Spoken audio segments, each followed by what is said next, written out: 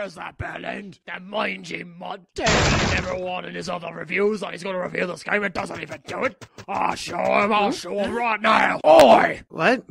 Didn't you say you're going to review Twilight Princess? What? Well, you know. No, I don't even like that one. I'm not gonna play something I actively hate. What? Why didn't you like that one? Well, I like that they attempted to do Cowboys and Aliens, but the fact they didn't commit and made it Ocarina of Time 2.0 and... What do you mean by that? What, you didn't know? It's pretty obvious. No, seriously, no, seriously. What the heck is Cowboys and Aliens?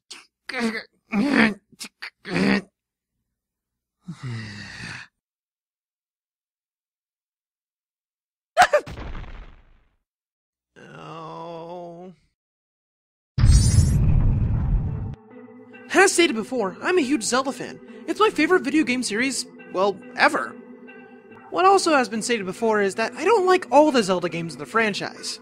No, you don't have to love everything in a series to claim to be a true fan. If that was the case, then maybe you should try something else, because that could lead to some problems. Squadala, we are off!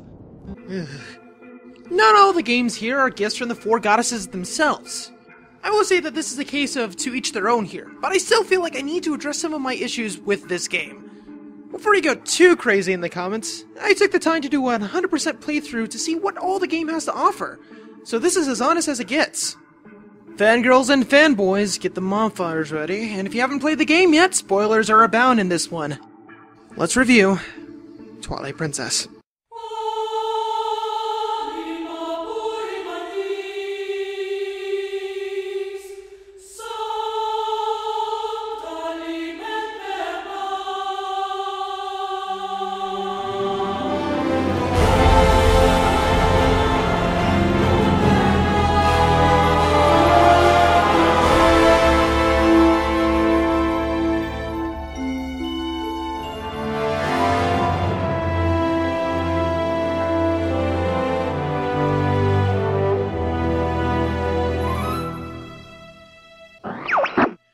As a disclaimer, I'm going to be playing the Wii version of the game, and before you go rushing to the comments claiming that my views will be muddled by playing the inferior version and therefore I'm completely wrong based on that alone, don't do that, because that would be petty and stupid of you. Also, the first time I played this game was on the GameCube, and a lot of my points will stick regardless of which version. Also, the GameCube version is harder to come by, and it's pricier.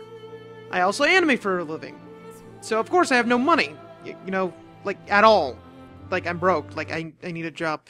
On that note, however, I'm pretty sure I'm playing the latest version of Twilight Princess on the Wii. Because I'm not sure why, but the lock-on system seems to be going a little too crazy in this version. I don't remember that happening when I first played it.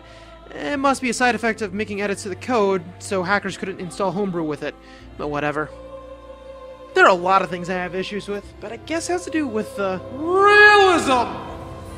I'll talk about the art style later, but this affects gameplay, which could be good or bad depending on how you look at it. One thing that is affected is that arrows have bullet drop now. It's not so apparent with normal arrows, but with bomb arrows it's clearly there. This has to do with the art style, and I can understand. And I actually do kind of like this, as adds a nice little dynamic to how arrows work. It also makes trick shots fun. So bullet drop's not so bad. But let me hammer this point in. Twilight Princess has the best items you get to play with. So what's the issue here? Well, they're so situational it hurts!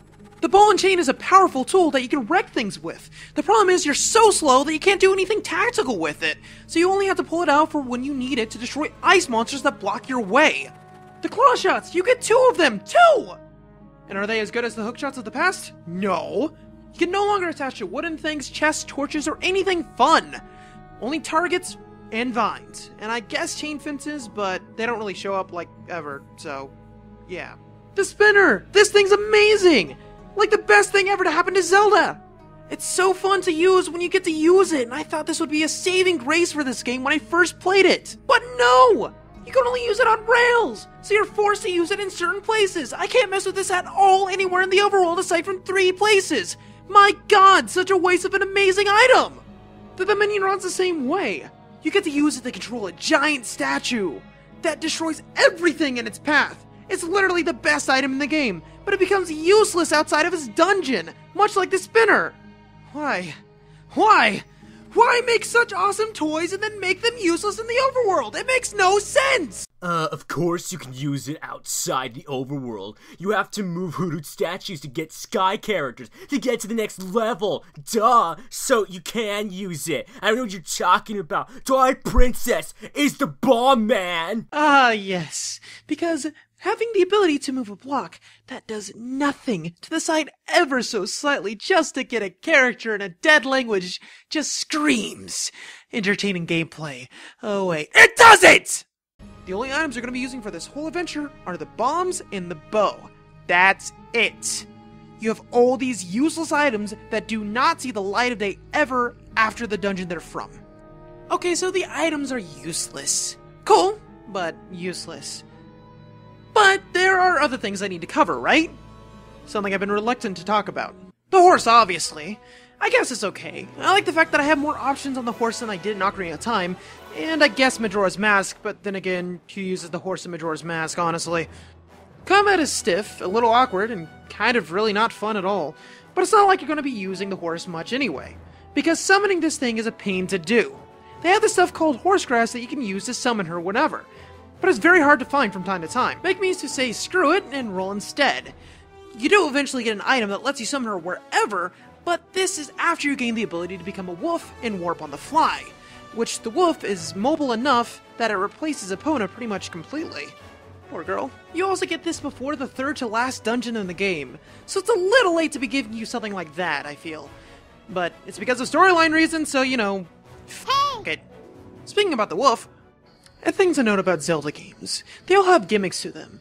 It's what they use to give them their own identity and hide the fact that they're basically the same style of game over and over and over again. Which is fine. Gimmicks can turn an experience into something memorable and enjoyable, but that's if they're implemented. Nothing like a bad gimmick to ruin an experience. And what makes it worse is when they shove it down your throat. Yes, I'm talking about the wolf. This thing is so bad. Walking around with the wolf is so janky. Combat is stiff as all heck. And the motion controls make it worse in this case. Not only does this form suck, but it limits what you can do in the game. I can get behind if we were stuck as a wolf for a bit, and then gain access to use it down the fly soon after, like in Majora's Mask. But no, you're locked in being the wolf for 4 times in the game, having to deal with continuing the story just to get out of it, before you can gain access to change it on the fly, as well as war points. For the fact that the game shoves us in this form for hours and dealing with this crap just kills it for me. Cool, Link can turn into a wolf. It's absolutely the worst thing ever to be in this game. This game would have been loads better if the wolf was removed completely, or at least have a little more to do.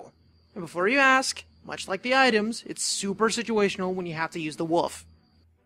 To make matters worse, the wolf form, you know, the form you stay in 50% of the game, doesn't gain any new abilities at all. You stay stagnant in this gimmick since the very start. Even the King of Red Lions and Wind Waker acquired upgrades. So yeah, we have another useless ability that Link has. That's not even that good, but I'll be damned if the game doesn't want to remind you that it's there. The gameplay isn't too terrible. As stated before, aiming is pretty fine-tuned. There's obvious room for improvement, which happened in Skyward Sword, but it's still pretty easy to snipe people. Sword combat is fun, I guess. Swinging the Wiimote around causes Link to swing his sword. Sadly, this is just like a button press rather than actual motion. But hey, you can walk around and cut grass casually, which is pretty fun. A big addition to this game is the sword techniques, which is pretty cool.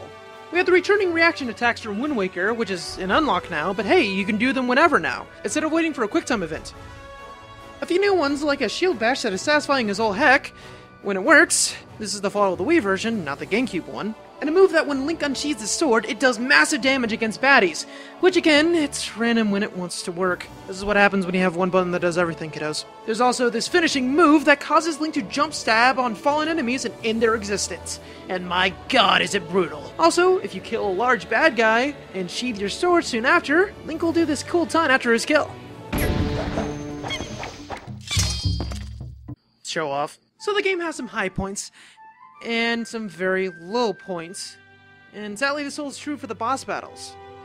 But I've never felt like such a badass taking out giant monsters with my skills before in my life, is what I'd like to say. I'd like to say that. But some notable ones would be Stalk, a boss completely destroyed by the spinner, which the spinner is awesome and fun, so of course this is a fun fight. Blizzetta, because the music is so good and uses the ball and chain effectively, also looks pretty. And finally Zan, which is basically like a boss rush for the whole game. Zant, you're a heck of a fun boss fight. I wish you were the final boss so I didn't have to play through this again just to fight you. But of course, not all boss fights are good. The rest have the issue of, oh, this looks epic! It feels epic! But they don't feel fun. It's like they forgot to make it fun. The main reason I find myself actively playing through Zelda games, and heck, Kingdom Hearts games multiple times, is so I can fight the awesome boss fights again. But Twilight Princess doesn't have that. Aside from the 3 listed, those seem to have went for more fun than epic. I feel like this game needed more fun style bosses. Hello, I'm a dragon and stuff. Oh, sweet! How do I fight you? Just press the claw shots button. You don't even have to aim. Oh, okay. I'm a giant plant monster. How do we prune this week? Just use the boomerang to feed me bombs. How's this fun? I'm Zelda, possessed by Ganon. Finally, a fight with Zelda! I wonder what she's going to use to fight me this time! Have you ever heard of Dead Man's Volley? Oh god damn! Why is it in games nowadays they treat realism as a thing that can't be fun? Does it have to be serious all the time? If it's epic, but no fun, what do you have? Just flash and no bang. An experience that doesn't stay with you. Why doesn't Midna give me any fun information about all the baddies? Not even a name? Really? Sure, I'm a dog, but why can't I pee on things? Or do dog things? Why can't I play fetch? Why can't I be a stupid dog for a bit? Why does my Beyblade only work on rails? Why can't I use this anywhere? Where did the owners of this mansion get all these Rumbas? Why would someone buy more than one Rumba? Wouldn't the regret of purchasing the first one cause them enough grief in their life? Why is none of this fun? It wasn't the first time we did this song and dance. And it's still not the 6th. In all of my playthroughs on this game, why haven't I found this enjoyable? Did I miss something? I couldn't have now. I just did everything that the game has to offer. So why do I feel worse now? Maybe I missed something in the level design. Why don't we look at that? You know, I used to think this overworld was pretty empty. But upon my most recent playthrough, that really isn't the case. There are golden bugs to collect, post souls all over the place. Pro tip, just get 20. It's not worth getting all 60. And the game rewards you from actually taking the time to do side quests by opening up shortcuts to you. I rather like this. It makes me feel like I'm connecting the world as I go. It also feels great that not all the side quests are fetch quests, which admittedly was an issue in Skyward Sword. But I hate that the game really bloats up though. For instance, when you finish the first dungeon, you have the chance to nab 2 pairs of golden bugs and a piece of heart. Cool. After the second dungeon, a few more pieces of hearts and 3 pairs of golden bugs. Not bad. Upon finishing the 3rd Twilight area, almost all the bugs and so many minigames, basically all the minigames just pop up out of nowhere. Why now? Couldn't you know, well, I don't know, pace this out better? There's so much stuff I can do before the 3rd dungeon. There's too much! Oh, and it gets better, you better believe me. After getting the Master Sword, they finally introduced Posos to you. And there's 60 of them. My god, there's so many of them and they just now show up? How am I supposed to handle this? Honestly, no way of just slowly getting these things along the way? At all? Why do I have to backtrack all around Hyrule and hope to god that they show up where I am and it just so happens to be night at that time? And there's no way to force it to become day or night? Seriously? I'm getting a headache. What about the dungeons, you ask? Well, the Gora Mines is pretty cool. It uses the iron boots effectively, and we get some cool camera views to give us a new perspective on the level. Also, we get the bow here, which, shockingly enough, isn't used very much. But then again, what can you really do clever with a bow at this point? Thick bow. Hit thing. Congratulations, you win.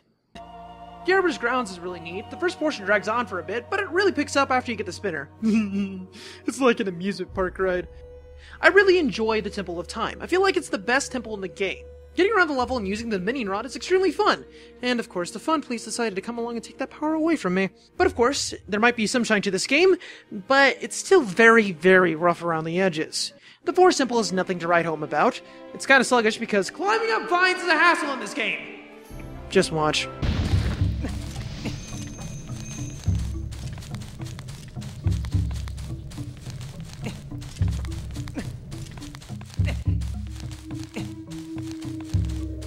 Realism!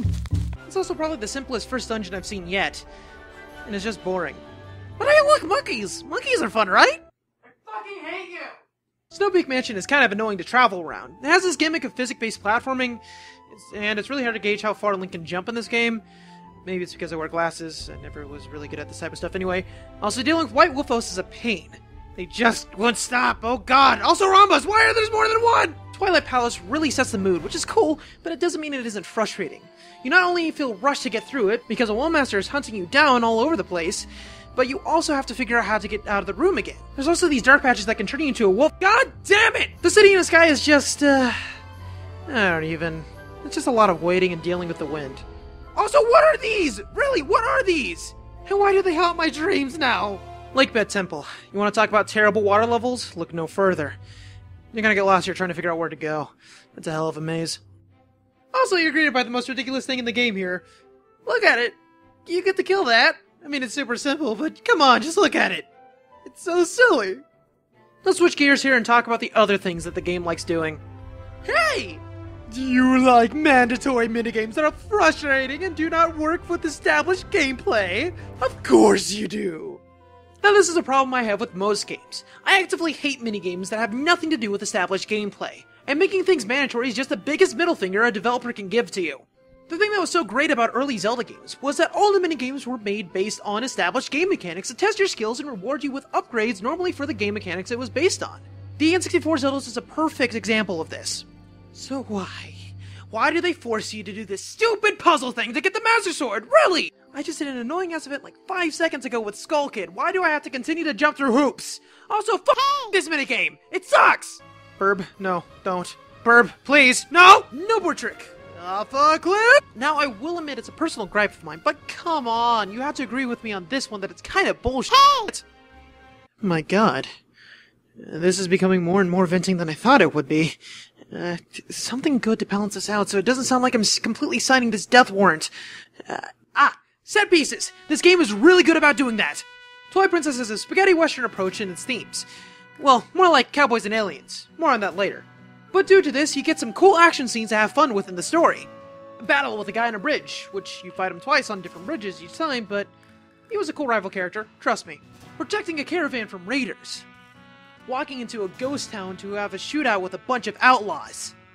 This is some killer stuff here. It's probably the reason why you get the bow so early. It's almost like they wanted to give Link a revolver or something. Huh. Link with a gun. Think about it. The lone wolf. Oh. I see what they did there. That travels the Wild West in a European medieval country and becomes the best cowboy this side of the Zora River in a place that looks like Scotland. Have you noticed a problem with that statement there? Why don't we swing to aesthetics and shed some Twilight on the situation? I'm gonna kill myself for making that terrible joke.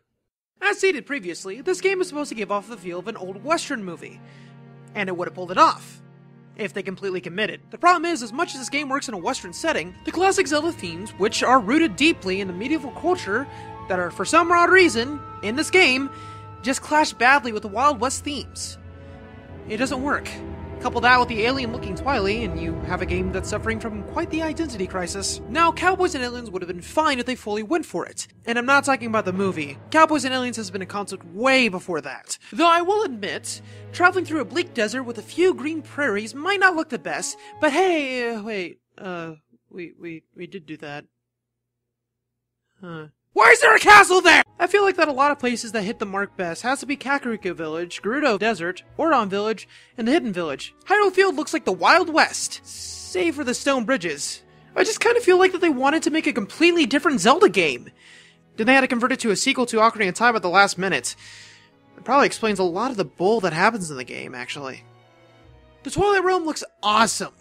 It looks like the mothership of an alien race. And traveling through it, aside from the bullcrap, is pretty cool to just look and experience it. The characters we see in this title fit the whole Cowboys and Aliens look. Link, for instance, has the gruff wanderer look to him, even though he's in the classic green garb. It just works for him. Other characters like in Ordon and Kakariko Village give off that Western character look to them. It's pretty good stuff.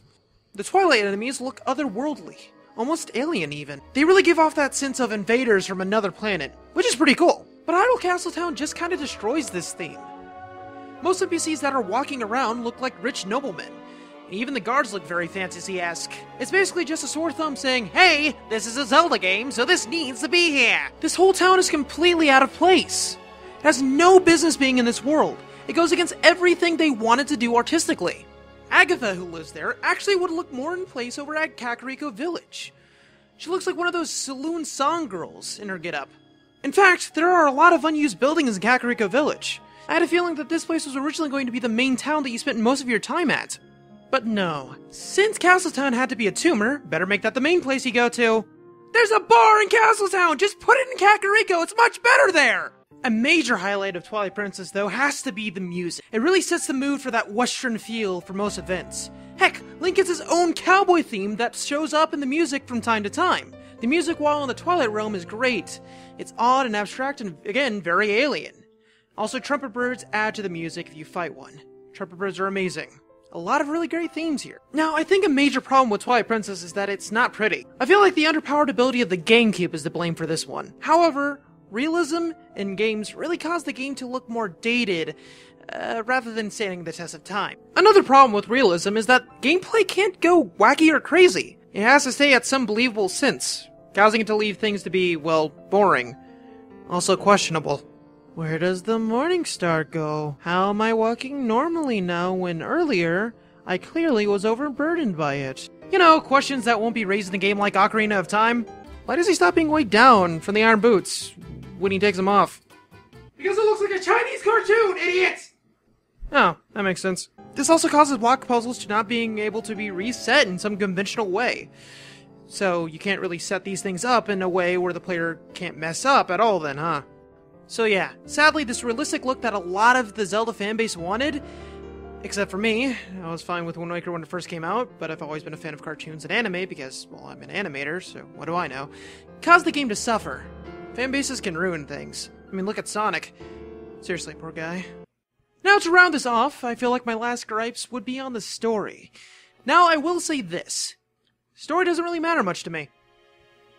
When it comes to a game, I tend to look at the game mechanics and level design to get the most out of it. I mean, if I cared about story, I don't think titles like Devil May Cry 3, Disgaea 2, and Pokemon Silver would be on my list for top 10 favorite games. Honestly, story doesn't make the game in my book. Did I really just... oh god. But when it comes to Zelda, story's kind of there, and you have to deal with it because the game wants you to think it has a story. And sometimes it works out like Majora or Skyward, but sometimes it doesn't. Twilight Princess really did have something going for it, I will admit. We have a menacing villain with futuristic technologies that our cowboy must defeat with his old western gear. Morningstar and Beyblade. And we get some really cool set pieces and events because of it. But it's pretty aggravating at points as well. It's so bad that, well, you aren't the main character of the story. Midna is. I'm not joking. You're basically this chick's minion doing her bidding throughout this whole journey. I feel like the only reason why she's so popular is because that she's the main character of this tale. This is Midna's tale, not Link's, making this game pointless! It seems like the developers knew this, so they made Zant, this well-done, amazingly built-up villain, have a character 180 at the last minute, and shoehorned in Ganondorf because, as we all know, only Link can defeat Ganon. And then killed off Midna, only for her to be brought back in a new adult sexy form so that the fans can be fine with making porn of both versions of her because, hey, she's old enough! And am I happy because of this? No! They should have committed, honestly! This whole game is a start of some good ideas, something fresh, something new, but they just end up throwing it all away because the developers were scared. They wanted to make their own game, their own story, but because the last time they did that, fans complained about it, and the backlash was severe. They had to do something to appease the fans. So they turned their old West-style Zelda game and turned it into a dark Ocarina of Time, because that was the one everyone loved. All these great ideas just never fleshed out, because they needed to keep everything just like Zelda. Don't overcommit on fleshing out the wolf form, but the story requires us to be in it for an extended periods of time. Don't let things get too crazy. Keep everything monotone. Keep everything standard. Keep everything Zelda. They didn't have fun making this game. This is them lashing out at the fans. Giving the fans what they wanted. It's not focused. It's blinding rage of frustration.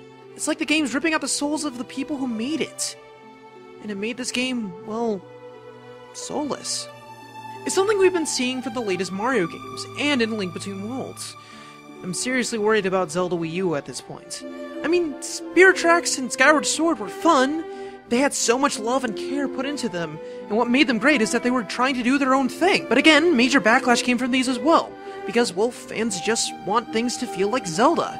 But guys, the more we get the same thing over and over, and the more we stamp out the black sheeps, the less likely the series is to evolve. Things will get stagnant, and then we have a shelf of franchise that used to be great. I think after Zelda Wii U, I really think Nintendo should take a break from Zelda. They're just going back and appeasing fans at this point. In conclusion, Twilight Princess is a game that suffers from an identity crisis that could have stood on its own if it just sticked with its guns and continued to try something completely new aside from just tacking things on to make it feel more like Ocarina of Time. I honestly feel like if they stayed with the cowboys and alien setting and set in a new Hyrule that is as far away as you possibly can be from the castle and Zelda, I feel like it would have been loads better of a game. Also maybe fleshing out the wolf a bit more. Or getting rid of it completely. Either would have been fine. You can find it for the Wii for rather cheap nowadays, but if you're wanting it for the GameCube, you're going to probably have to look online for that. And it's probably going to run you double the Wii version if you're lucky.